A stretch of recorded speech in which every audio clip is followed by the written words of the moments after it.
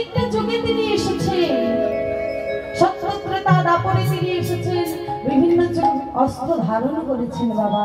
কিন্তু এই যুগেও তিনি এলেন, অস্ত্র ধারণ করলেন, কিন্তু কলিযুগের মানুষের জন্য যেই অস্ত্রটা দরকার সেই অস্ত্রই নিয়ে এলেন। কোন অস্ত্র?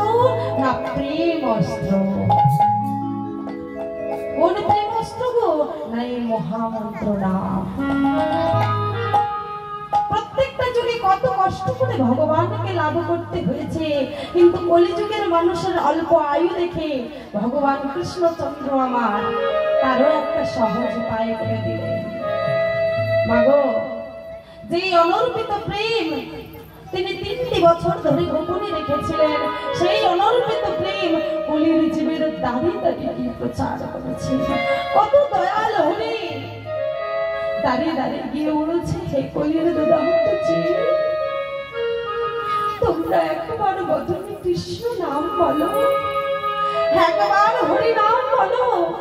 তোমাদের কাছে আমি কিছু নিতে আসিনি, আজ দিতে এসেছি। নাও এই সুধামাখা প্রেম নামটা। জানো আমি কি করেছি?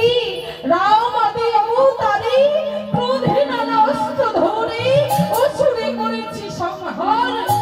এবে অস্ত্র না ধরিব, প্রাণে কারো না মারিব, হরি নাম দিয়ে চিত্ত শুদ্ধি করিব সবার।